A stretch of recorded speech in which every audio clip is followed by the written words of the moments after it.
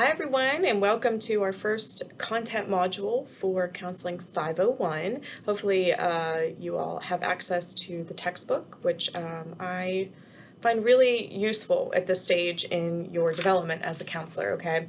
So the textbook, especially in chapter 1, pretty easy reading, light reading, kind of introducing you to how the process of counseling might work, how the development of micro skills looks. And so this week ideally is just kind of a nice easy transition into the world of counseling other people.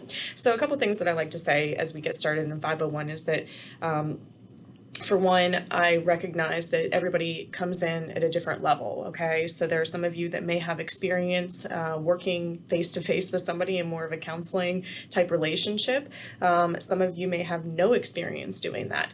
And so I recognize that, we recognize that as a program. And for me, the most important thing that I want to see for each one of you is growth. Growth in terms of your ability to demonstrate some of the micro skills that you're going to be learning about in this class. Growth from now until the immersive week, and then growth during the immersive week, and then growth afterwards. I don't expect by any means for any of you to,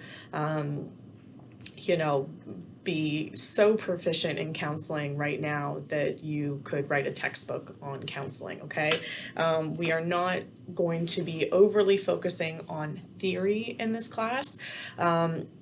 At the end of the semester, we'll be talking a little bit more about that, and during the immersive week, I'm going to be kind of introducing you to some of the most common or popular, if you will, theoretical orientations.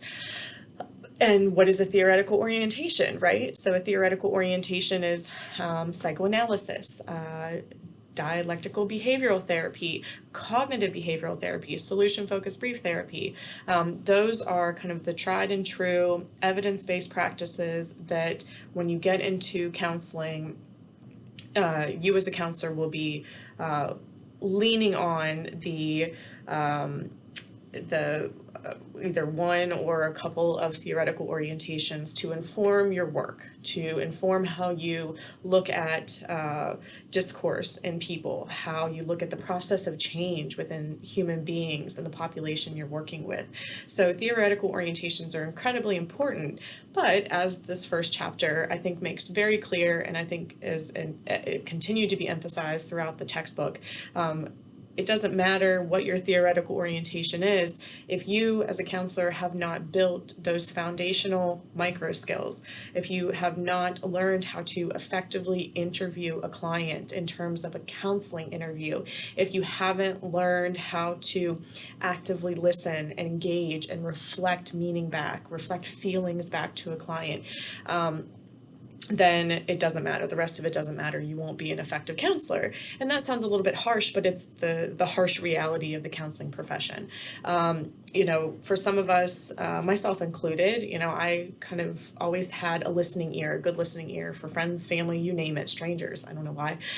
People still just kind of like to come to me and talk to me, which is fine, but counseling is not that friendship type of conversation, right? So we have to train ourselves as counselors to develop these basic micro skills as a foundation for becoming effective, efficient, and ethical counselors, right? Because at the heart of all of this, if we aren't practicing within our scope of understanding of the counseling profession and within the boundaries of our knowledge and our competence, then we're not practicing ethically. And so I'm big on ethics, love ethics. You might find that about me. So at the heart of most of the things that counselors do, if we're not practicing effectively and we're not competently practicing, we're not being ethically, we're not maintaining our ethical standards, which is incredibly important, right? We're all going to be ethical counselors from day one. That includes during your participation in this class and every other class, right? So just a couple of things. I don't like to read directly off of PowerPoint slides, but I do tend to follow them a little bit whenever I'm doing these video lectures. I do go off topic. You do have an exam in this class. It's at the end of the semester, but we can spend some time during the immersive week. Talking about what that exam will actually look like. But as far as Chapter 1 and the focus on intentional interviewing and counseling and psychotherapy, I like that the text that Ivy and Zaliquette, I don't know if I'm pronouncing this person's name correctly, really differentiate between the process of interviewing, the process of counseling, and the process of psychotherapy, right? Because they're three different things. We have to learn how to interview people, and we have to learn that we have to know that from the moment that we first see a client or talk to a client on the phone or now through video, right? Because distance counseling is more of a thing now than it ever has before. The therapeutic relationship starts right there at minute one. Work for the client, depending on your theoretical orientation, work can begin for the client before they even make the first contact with you, because there's acknowledgement on the client's end that they want to make some type of change, that they're interested in seeking out counseling for some reason. And so work can begin very early on. So we have to be ready. We have to be on our game from the first moment. With that being said, thinking about the statistics of counseling, a lot of people don't return after the first session. Depending again on your theoretical orientation, that might not be as meaningful. My personal theoretical orientation is solution focused, kind of the brief counseling. And so my clinicians working under that framework would not take it personally if a client didn't come back, right? It would just be that we felt that the client has made some progress. We've set we've given them some tools for change that could be used and effectively used outside of the counseling environment, and so we hope that our clients are using those tools. Even if they're not coming back and seeing us again. Dropout rates tend to be high around younger clients, minorities, younger clients for a variety of reasons, right? It may be that they're not getting the support that they need from their parents or their guardians, because counseling costs money, counseling takes time, and so they might not have the resources to do it independently. Because when we're talking about minority status, and when I personally talk about minority populations, I mean, and multiculturalism, I mean it to the greatest extent, okay? And so I'm not just talking about racial diversity, ethnic diversity, I'm talking about religious diversity, socioeconomic status, ability status, age, all of it, right?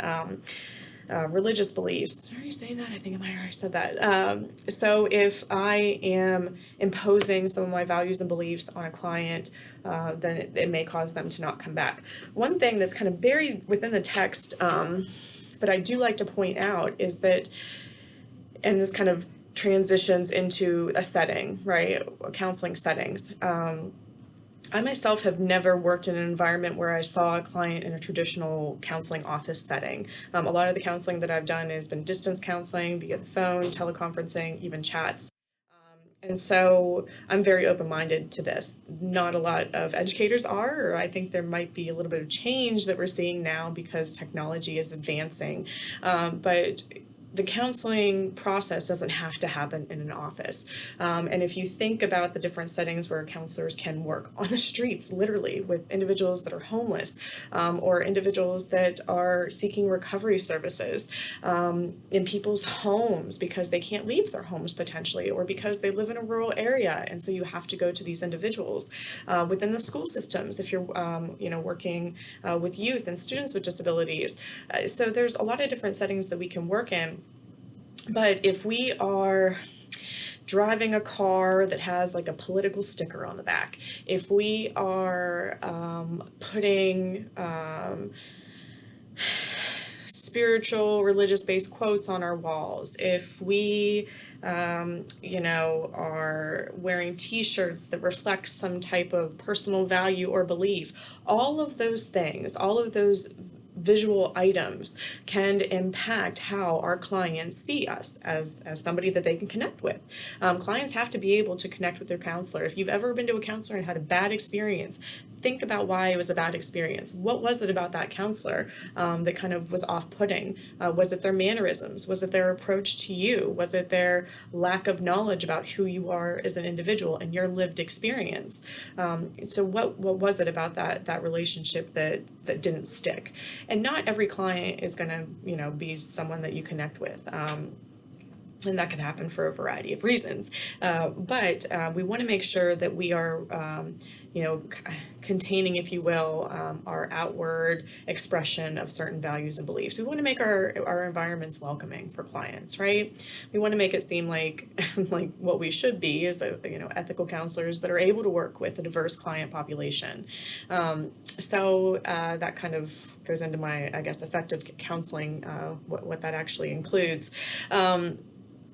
But sometimes we are conducting more of an interview, and when we do that, we have to be kind of displaying some of the skills, the micro skills. So on slide 10 here, I got some of the micro skills, and you'll see this this pyramid, if you will, throughout the text. And so the structure of the semester is basically that we're starting out at the bottom, and ideally by the end, we're going to be getting to the top in terms of developing these micro skills.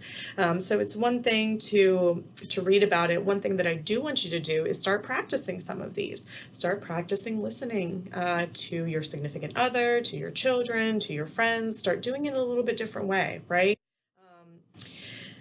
And you can do it in a way that's ethical, right? So we're not like counseling people because you're not a counselor yet, you're not a therapist yet. So you can be practicing some of these skills early on so that you can get into the habit of it. It's basically retraining how we listen to people, how we reflect somebody's statements, how we pinpoint different changes in, let's say, our client's tone or their expression, and then we summarize information, large amounts of information that are being spewed at us by a client. We effectively summarize that information and content and direct it back to them.